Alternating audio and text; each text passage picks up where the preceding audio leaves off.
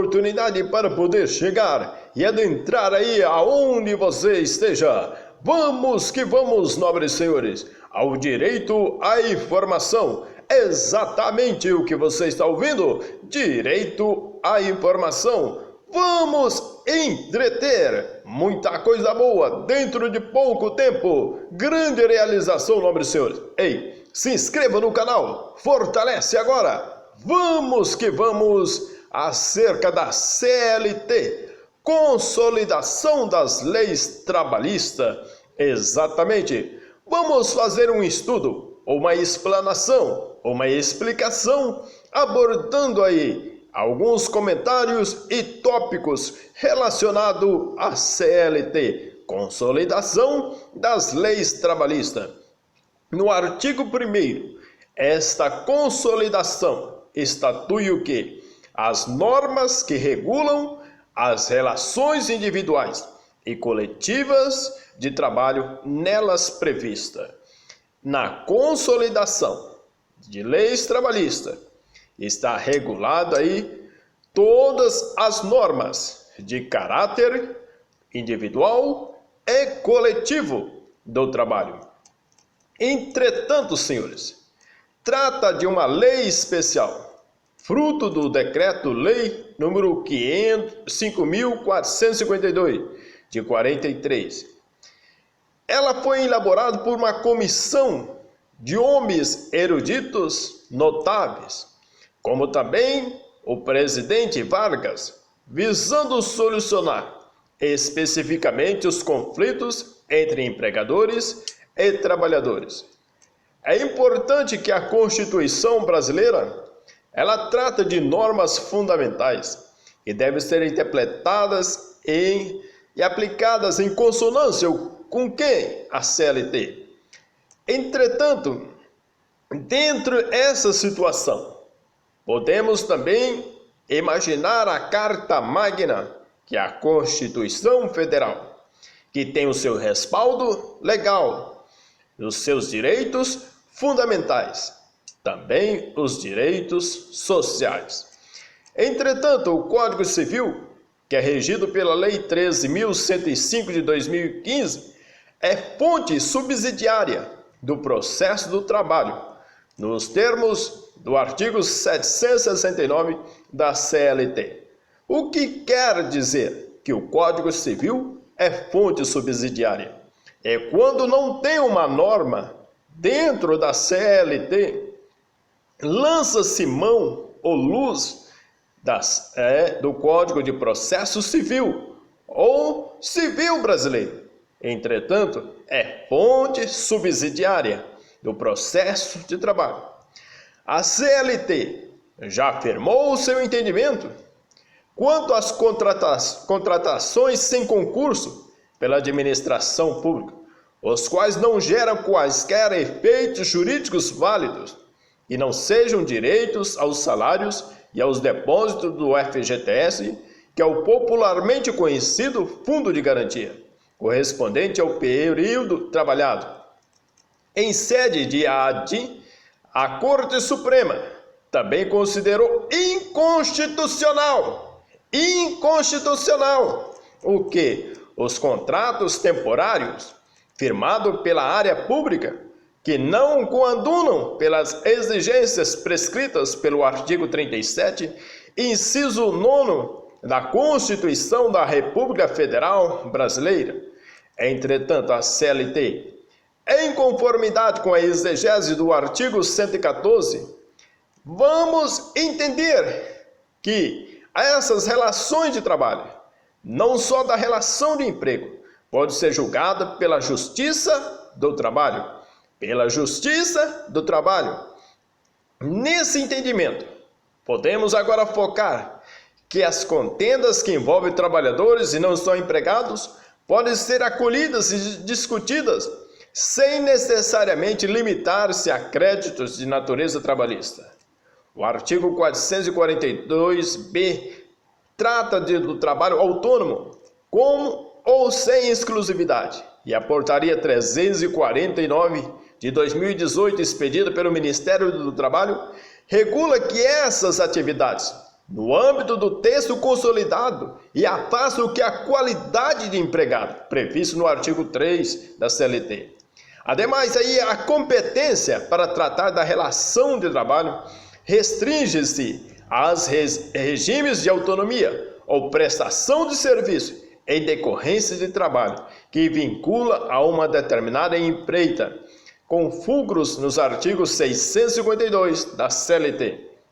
Entretanto, os entendimentos desse conceito bem próximo de subordinação, jamais pelos seus efeitos técnicos quanto ao horário de chegada e de cumprimento de regras impostas por quem? Pelo contratante, mas sim de uma dependência pela necessidade de estar absorvido durante o tempo que for preciso para o cumprimento de tarefa ou serviço ajustado. Entretanto, nobres senhores, a Lei 13.467 de 2017 não permite retroatividade quanto aos prejuízos gerados ao trabalhador em consonância com as regras pactuadas anteriormente em respeito ao direito adquirido. É o ato jurídico perfeito ou a coisa julgada nos termos do artigo 6º da Lei de Introdução às normas do direito brasileiro, sem prejuízo do exposto do 468 da CLT. Entretanto, nesse entendimento, entendemos que firmou-se o entendimento por organização do Congresso Nacional dos Magistrados da Justiça do Trabalho, CONAMAT, realizado no dia 5 de maio de 2018, na presença de mais 700 magistrados, restaram interpretando que a reforma trabalhista só deve ser aplicada aos processos e contratos iniciados após 11 de novembro de 2017, em consonância com a Carta Magna, os pactos normativos e tratados internacionais. Tais argumentos vão guiar o que é a atuação de grande parte dos juízes de trabalho, mas não servirá de bússola para orientar a formação de jurisprudência frente aos mais diversos posicionamentos que já estão sendo julgados pelos tribunais do trabalho. Entretanto, nobres senhores, relacionado o que é pertinente por meio da Resolução Administrativa de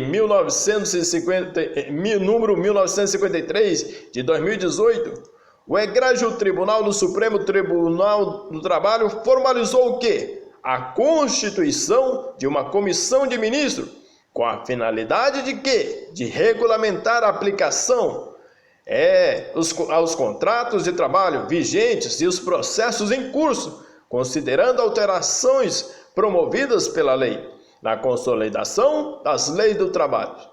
Entretanto, a referida comissão, composta por 9 ministros do Supremo Tribunal do Trabalho e presidida pelo ministro Aloísio Silva, expediu em 16 de maio de 2018, encaminhando minuta de instrução normativa à presidência da Casa para a devida aprovação do plenário do TST, Tribunal Superior do Trabalho. Na exposição, senhores, motivos, restou claro que a Corte Trabalhista pretende elucidar o marco intertemporal para a aplicação da lei. Entretanto, senhores, é importante destacar que a reforma trabalhista certamente implicará em novas interpretações, que resultarão de alterações. Entretanto, com o tempo, os juízes das varas, dos tribunais regionais e do Superior Tribunal Trabalhista restarão sedimentados seus entendimentos sobre cada matéria, cada tópico, de que sorte teremos aí informações jurídicas suficientes para avaliar se tais mudanças foram positivas ou negativas para as relações de trabalho no Brasil. Entretanto, nobres senhores, diante de tantas situações e novidades trazidas pela nova reforma trabalhista, ela tem sim vários tipos de implicações, e nem sempre as novidades ou inovações são bem claras e vão deixar nós com nossos ânimos, eu diria, apto a discernir tudo, ou seja, que vai, como diz, abençoar a todos. No artigo 2º da CLT, Considera-se empregador a empresa individual ou coletiva que, assumindo que os riscos da atividade econômica, admite, assalaria e dirige que a prestação pessoal de serviço. E no parágrafo 1º, equipara-se ao empregador, para os efeitos exclusivos da relação de trabalho, os profissionais liberais, as instituições de beneficência, as associações recreativas ou outras instituições sem fins lucrativos, a que admite trabalhadores como empregados. Entretanto, quanto ao conceito de empresa, que o legislador traçou aí esse entendimento, traduz em atividade econômica, que vai reunir, vai recompor, no sentido de construir fatores produtivos para fomentar o que é a circulação de bens e serviços. Entretanto, a empresa não é cabível qualquer vinculação à pessoa jurídica e nem a um determinado local onde possa desenvolver negócio. Entretanto, direcionando aí para a criação de um clima corporativo de um país agrário e que logo adentraria a área industrial. Porém, a doutrina sedimenta o que é a conceituação na direção de um empregador que admite, subordina, assalaria e presta serviços. Entretanto, a responsabilidade pelas vantagens ou desvantagens decorrentes das atividades laborais contratadas nos termos da CLT, Consolidação de Leis Trabalhistas, demais leis extravagantes. Entretanto, o mesmo texto, diante de uma empresa, da desconsideração da personalidade jurídica, adota nas execuções que executada pode ser acionada da pessoa do seu sócio ou até mesmo os gestores. Artigo 50 do Código Civil e 28 do Código de Defesa do Consumidor. Pela interpretação do artigo 855-A. Entretanto, na CLT, também no artigo 448, frente às novas exigências para responsabilização de quem? De sócios, segue na direção do real empregador. Entretanto, a relação de emprego para o direito francês, preço feito, que significa imputar aos empregados os riscos do negócio. Por exemplo, é vedado ao empregador não pagar salário ao empregado, porque a empresa não oferiu lucro ou não obteve recursos para o cumprimento da obrigação trabalhista. Nesse direito, veda de maneira expressa tal prática e conforme o texto do artigo 2º da CLT, verifica-se que os riscos de uma atividade empresarial devem recair exclusivamente sobre o empregador. Entretanto, senhores, a execução de uma dívida trabalhista pode ser promovida em relações àquelas empresas que participaram do processo de conhecimento.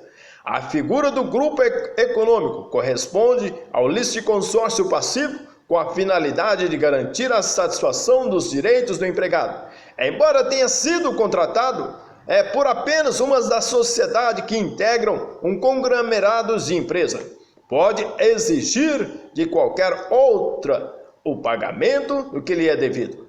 Entretanto, nobres senhores, a identidade do sócio não mais configura a caracterização do grupo econômico e que a parte integrada terá que comprovar a existência de comunhão de interesses.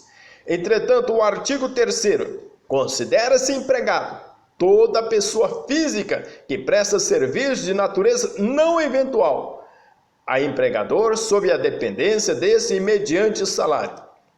O referente que vai caracterizar a existência de vínculo de empregado, através da personalidade, ineventualidade, subordinação e remuneração.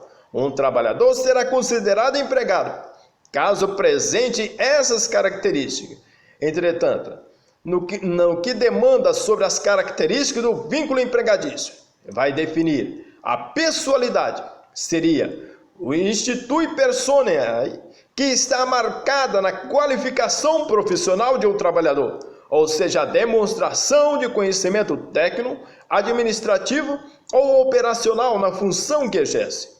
Ineventualidade seria exatamente fixar habitualidade na prestação de respectivos serviços, configurando presença ao trabalho em dias certos e sabidos. No artigo 3º não mencionou a genuinidade como característica do vínculo do emprego. Porém, o direito comparado, fonte jurídica de outros países, tem sido absorvido pelos tribunais brasileiros, considerando o trabalho dedicado ao alheio, condição para se afigurar uma relação de emprego. É comprovação da utilidade patrimonial do trabalho, ou seja, enriquecer e aumentar o patrimônio de quem? De outro. Entretanto, senhores, o trabalhador é todo aquele que presta serviço a outro ou a si próprio, mas sempre está desenvolvendo uma atividade de trabalho, seja eventual, avulsa, autônoma, terceirizada, pública, militar, voluntária, liberal, parlamentar, filantrópica ou mesmo em regime de emprego. Entretanto, nesta última será considerado empregado e dependerá de um contrato de trabalho. Assim entendemos que nem todo trabalhador é um empregado, mas todo empregado é um trabalhador. Entretanto, senhores, vale salientar que na Lei 11.788 de 2008, que trata de estágio, inseriu inúmeros direitos a essa atividade. Contudo, esclarece sobre a função do estagiário que, em momento nenhum, pode ser confundido com a relação de emprego. Caso descaracteriza essa condição de estagiário, poderá ser considerado como empregado, o sujeito ao reconhecimento do vínculo empregatício, nos termos desse artigo.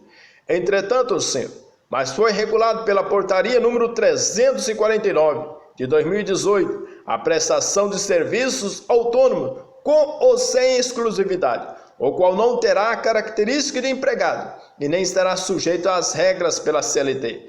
Esses profissionais deverão desempenhar atividades compatíveis com o contrato autônomo e não podem se enquadrar nos elementos essenciais de caracterização do vínculo empregatício apontado pela CLT pelo artigo 3º. Entretanto, quanto à presença de subordinação jurídica para atuar como motoristas, representantes comerciais, corretores de imóveis e outras categorias profissionais reguladas por leis específicas. É esse tal entendimento. Entretanto, nem todo trabalhador é empregado e nem todo empregado é um trabalhador. Vice-versa. Entretanto, nobres senhores, o artigo 4º considera-se como de serviço efetivo o período em que o empregado esteja à disposição do empregador, aguardando ou executando ordem, salvo disposição especial expressa, consignada. Entretanto, nobre senhor, nos inciso 1, temos as práticas religiosas. 2, o descanso, o lazer. O 4, o estudo, alimentação. 6, atividades relacionadas ao social. O 7, higiene pessoal. O 8, troca de roupa ou uniforme quando não há obrigatoriedade de realizar a troca na empresa. Entretanto, nobre senhor, no que se refere aí, resume no tempo em que o empregado está produzindo para determinado empregador ou deixando de produzir para outros, aguardando ou executando suas ordens. A jornada de trabalho despendida pode ser definida pela necessidade de um empregador contar a qualquer momento com o serviço do empregado, e mesmo que não existam motivos para efetivamente estar desenvolvido suas atividades laborais. Um exemplo comum nos casos de sobreaviso e prontidão, previsto nos parágrafos 2º e 3º do artigo 244 da CLT. É relacionado à interrupção ou suspensão do contrato de trabalho, no caso de suspensão motivado pela prestação de serviço militar, devidamente regulado nos artigos 476, contabiliza-se esse tempo para todos os efeitos, inclusive indenização e estabilidade. Em caso de acidente de trabalho, a súmula 46 do TST, acidente de trabalho, e as faltas ou ausências decorrentes de acidentes não são considerados para efeitos de duração de férias e cálculo de gratificação natalina, também será somado ao período de afastamento, para efeitos da relação de emprego. E quanto aos benefícios previdenciários, obriga-se pelas normas estabelecidas. Entretanto, nobre senhor, exceto casos em que a troca de uniforme necessariamente seria realizada no ambiente de trabalho, as horas suplementares serão ajustadas por meio de acordo firmado entre empregados e empregadores, com objetivo específico, evitando qualquer tipo de confusão entre tempo à disposição para o trabalho como motivação de caráter particular, que justifique a presença do trabalhador na empresa após o término da expediência normal. Entretanto, nobres senhores, no artigo 5º, a todo trabalho de igual valor corresponderá salário igual, sem distinção de sexo. Quanto à igualdade, previsibilidade também, no artigo 5º, vamos adotar agora o critério para caracterizar a equiparação salarial que obriga a equivalência de valores para empregados que atuam na mesma empresa há menos de 4 anos e inferior a 2 na função nos termos do artigo 461. A condicional que garante poderes para empregados, apesar de ganharem o mesmo salário, trabalham sob condições distintas, conforme a construção doutrinária. É no artigo 5º e 7º, inciso 30 da Constituição Federal. A equiparação salarial, teremos aí que pleitear na Justiça do Trabalho. A igualdade de salários é uma equiparação condicional. Entretanto, a Justiça do Trabalho, igualdade de condições de trabalho. Entretanto, senhores, por exemplo, um vendedor que tem carro, secretária e computador, e o outro não, mas percebe o mesmo salário. Trata-se de princípio constitucional que defende a igualdade entre iguais na aplicação do direito para os que vivenciam situações semelhantes, com fito de coibir qualquer tipo de distinção de sexo, cor, religião, condição social, em conformidade com os critérios acima apresentados. O inciso 6º, não se distingue entre trabalho realizado no estabelecimento do empregador, o executado no domicílio do empregado e o realizado à distância, desde que estejam caracterizados os pressupostos da relação de emprego. Entretanto, quanto aos serviços prestados na residência do próprio empregado ou na sede da empresa, se estiverem sobre o gerenciamento tutelar do empregador ou seu preposto, não há diferença, existe relação de emprego. Consequentemente, aquele trabalhador terá assegurado todos os seus direitos garantidos pela CLT, porque há subordinação de trabalho, de serviço, de emprego.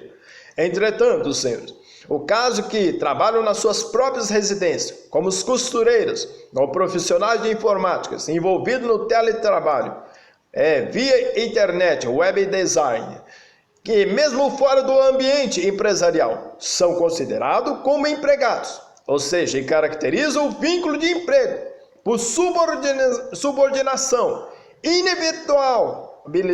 ineventualidade e pessoalidade.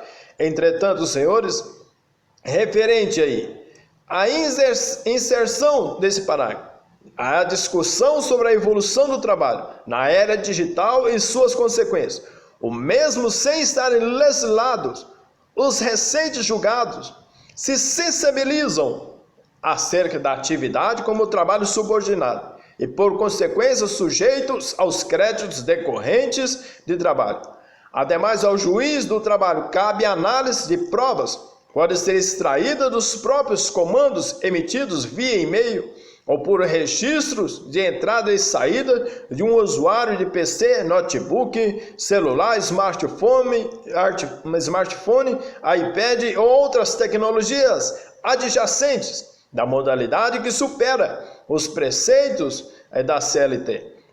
Entretanto, nobres senhores, toda a exibição de documentos é possível também que a empresa forneça todos os dados de lealdade, de fidelidade recíproca entre empregador e empregado forneça o quê? As exibições de horas extras, de entrada, de saída e outros argumentos que seriam ou evidenciam que o empregado ele entrou e trabalhou e tem os seus direitos. Deve a empresa exibir tais documentos. A súmula 428 do TST. O uso de instrumentos telemáticos ou informatizados fornecido por empresas ao empregado não caracteriza o regime de sobreaviso. O TST que só considera em regime de sobreaviso o empregado que, à distância e submetido a controle patronal por instrumentos telemáticos ou informatizados, permanece de plantão ou equivalente para atender a qualquer momento ou chamado para o serviço durante o período de descanso. Haverá formas de caracterizar as horas extraordinárias pelo sistema digital ou eletrônico. Outros julgamentos seguem nessa direção sem afastar qualquer outra hipótese de que esse mesmo trabalho pode estar sendo prestado por um mero registro de resposta imediata, ajustado ao aparelho que está em uso por outra pessoa. A possibilidade de formar um vínculo empregatício com esposa, filho ou amigo de usuário empregado. Na verdade, não estamos diante de um turbilhão de interpretação sobre o teletrabalho. E as consequências dessa discussão só poderão ser mensuradas após a interpretação dos tribunais com relação às mudanças decorrentes do artigo 75A da referida Lei 13.467 de 2017. No artigo 17, prevê os preceitos constantes da consolidação, salvo quando forem casos expressamente determinados em contrário, não se aplicam aos empregados domésticos, assim considerados de modo geral, os que prestam serviços de natureza não econômica, à pessoa ou à família, no âmbito residencial desses. Os trabalhadores domésticos estão protegidos pelo parágrafo único do artigo 7º da Constituição. Entretanto, nobre senhor, não se aplicam aos que prestam serviço de natureza contínua e de finalidade não lucrativa, à pessoa ou família no âmbito residencial denso. A comprovação de trabalho doméstico em regime extraordinário ou noturno exige um determinado grau de complexidade para que controlados e contabilizados direitos como horas suplementares, adicional noturno, descanso semanal remunerado, FGTS necessitam de acompanhamento diário, que até empresas se sujeitam a erros.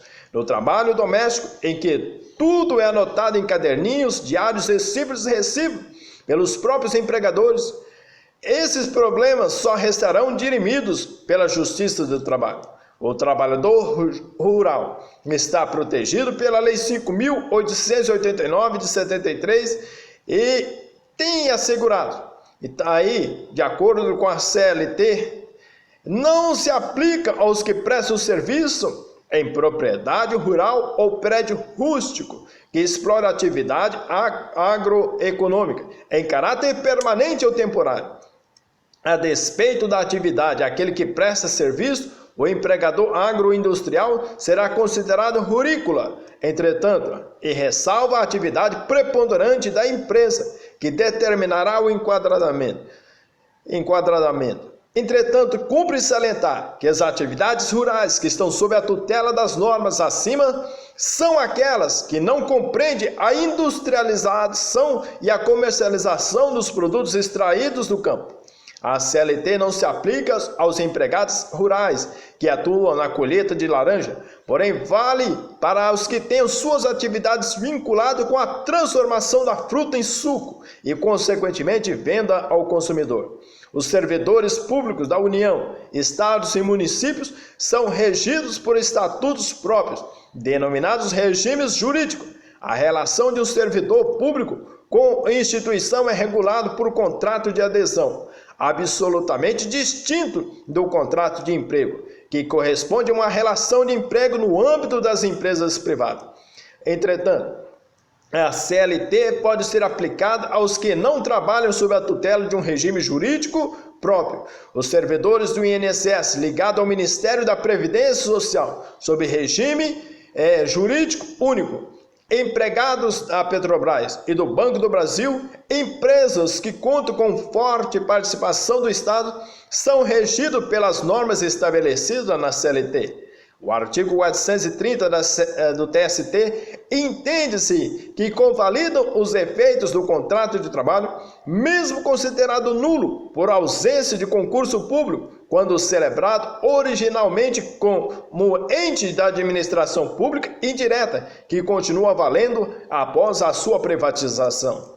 Entretanto, o artigo 8º, as autoridades administrativas e a Justiça do Trabalho, na falta de disposições legais ou contratuais, decidirão, conforme o caso, pela jurisprudência, por analogia, por equidade e outros princípios e normas gerais de direito, principalmente o direito do trabalho, e ainda de acordo com os usos e costumes, o direito comparado, mas sempre de maneira que nenhum interesse ou classe ou particular prevaleça sobre o interesse público.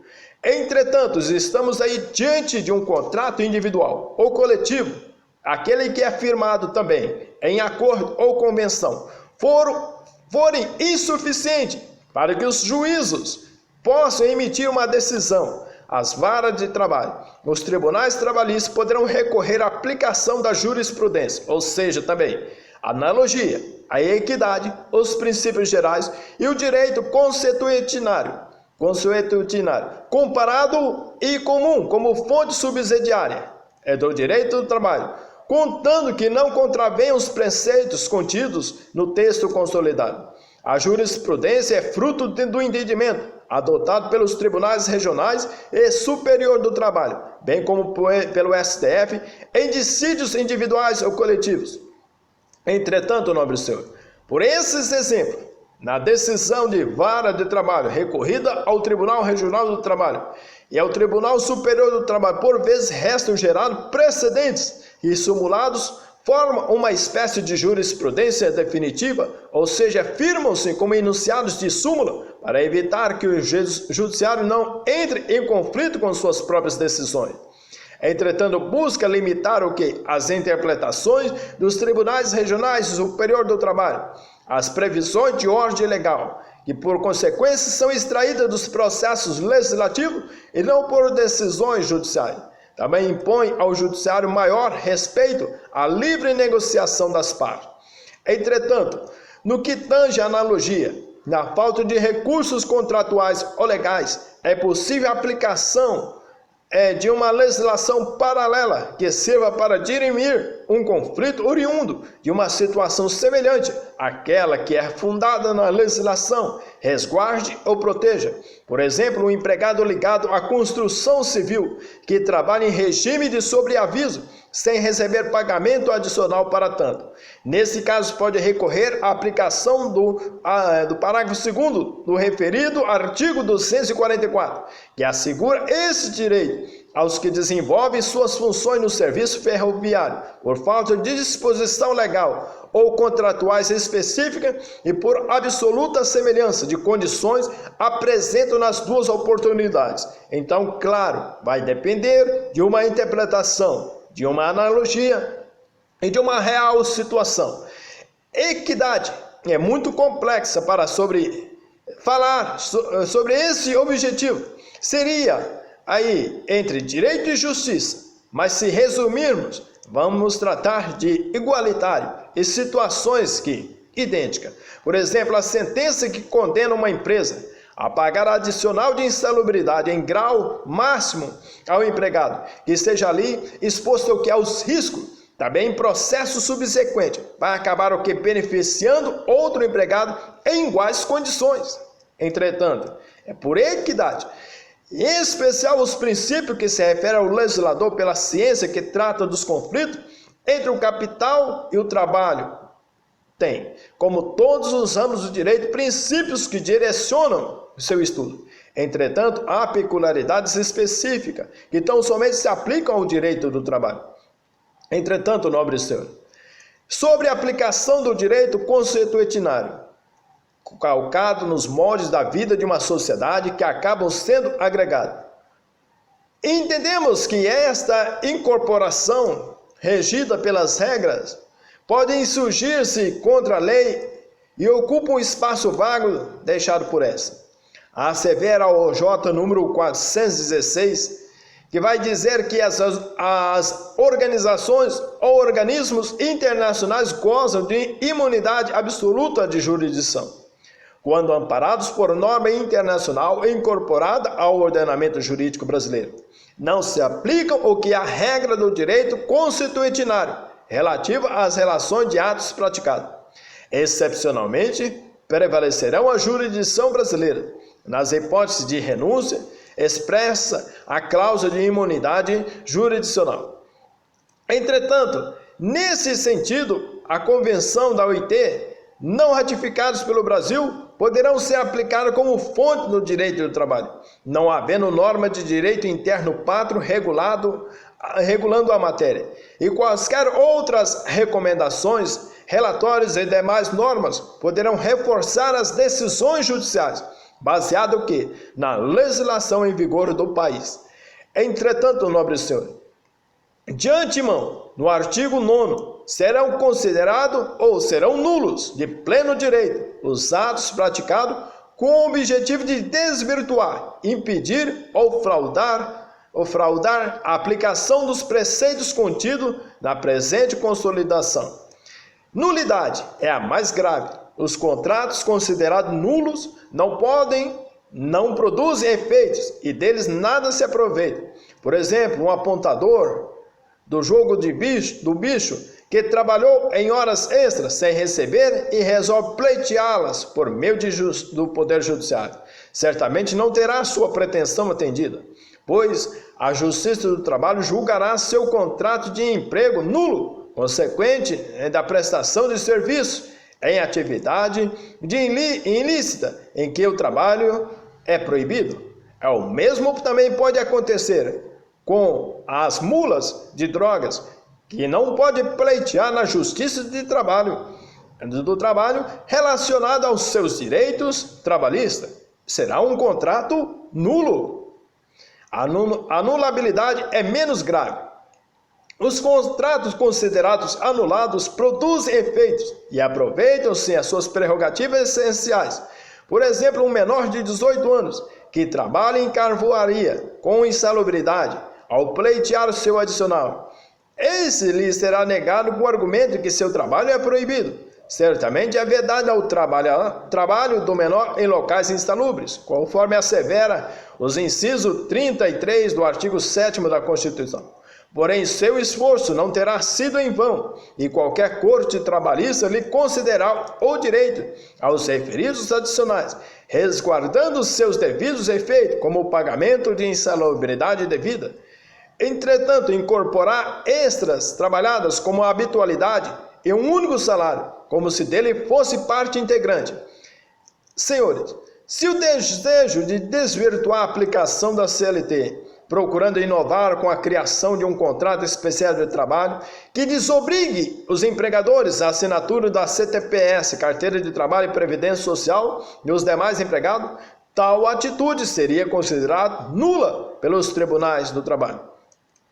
O oposto interesse em fraudar, por exemplo, obrigando-se o empregado a assinar um documento no qual ele abriria mão de seus direitos, a gratificações ou comissões devidas, em um determinado mês, como ameaça de dispensá-lo caso se recusasse. Entretanto, sem maiores problemas, o empregado poderia assinar o referido documento, mesmo autenticado em cartório, de nada valeria perante a Justiça do Trabalho. Entretanto, nobre senhor, em tempo por ocasião de privatizações, consideram-se válidos todos os efeitos do contrato de trabalho. Porventura, possa ser considerado nulo pela ausência de concurso público, pela interpretação da súmula 430 do TST. O pacto anteriormente celebrado com o ente da administração pública indireta continuará a existir, mesmo após a transferência de comando da gestão pública para a iniciativa privada. Artigo 10. qualquer alteração na estrutura jurídica da empresa não afetará os direitos adquiridos por seus empregados.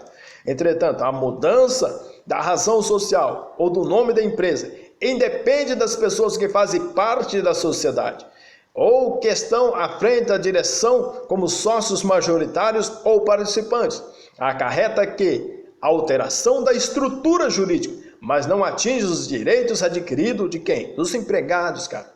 Entretanto, se uma empresa sofre alteração no contrato social ou muda o regime societário, os direitos aos créditos trabalhistas devidos aos empregados seguem resguardados, estão protegidos.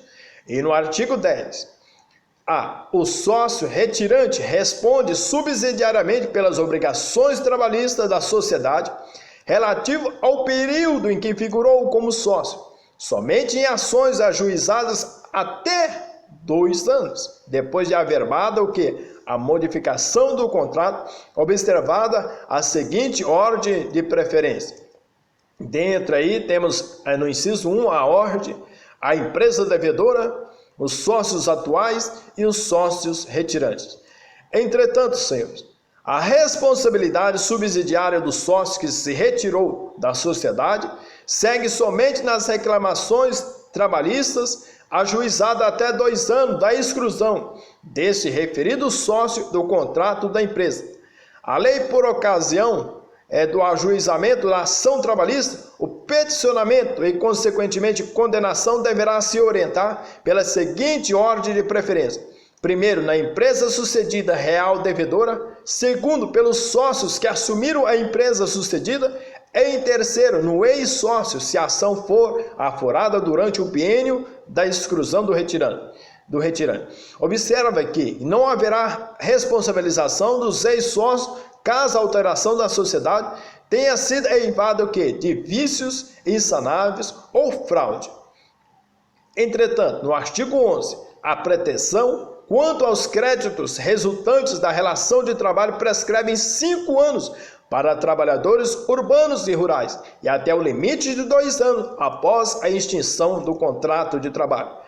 Entretanto, entendemos que o tempo para pleitear um direito protegido por lei, a prescrição pode ser considerada uma exceção do direito material, mas é adotado pela doutrina majoritária como matéria de direito processual. Por exemplo, prevalece o direito material por não ter exercitado em tempo hábil.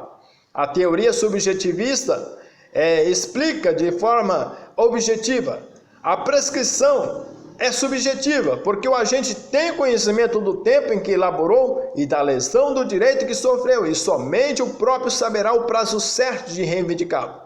A prescrição volitiva, porque o agente que deu causa ao descumprimento das normas trabalhistas, alheio por manifestar em sua defesa quanto ao vencimento do prazo para que tais normas sejam arguidas em juízo.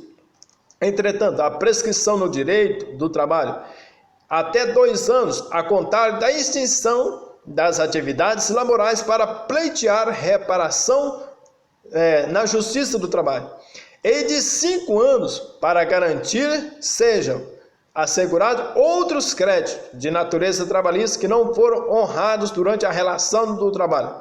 Por exemplo, nesses 5 anos poderão ser pleiteadas horas extras, adicionais e salário, conforme prevê o inciso 29 do artigo 7º da Constituição. A discussão sobre o instituto da prescrição entre 2 e 5 anos vai haver aí uma certa similaridade.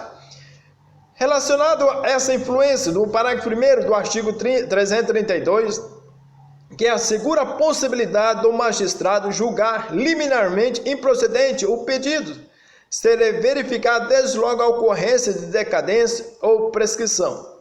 A exegese do artigo 141 do CPC, que afirma o juiz decidirá o mérito nos limites propostos pelas partes, sendo-lhe vedado conhecer de questões não suscitadas, a cujo respeito a lei exige iniciativa da parte. No processo civil, a prescrição pertence à categoria de matérias de ordem pública e o juiz pode dela conhecer por iniciativa.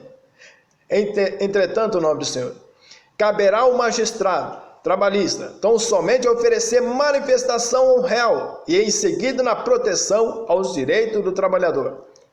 A prescrição referente à parcela do FGTS, a partir da pretensão, alcança as parcelas remuneratórias contemporâneas ou recolhidas das respectivas contribuições. Entretanto, nobre senhor, a súmula 294 do TST diz que, tratando-se de demanda que envolva pedido de prestações sucessivas decorrentes de alteração do pactuado, a prescrição é total, exceto quanto ao direito, a parcela esteja também assegurada por preceito de lei. Declarou o STF a inconstitucionalidade das normas que previam prazo prescricional de 30 anos para ações relativas ao Fundo de Garantia do FGTS, previsto pela interpretação da súmula 362 do TST, que prevê para os casos em que a ciência da lesão ocorreu a partir de 2014. Entretanto, no artigo 11, ocorre a prescrição intercorrente no processo de trabalho no prazo de 2 anos.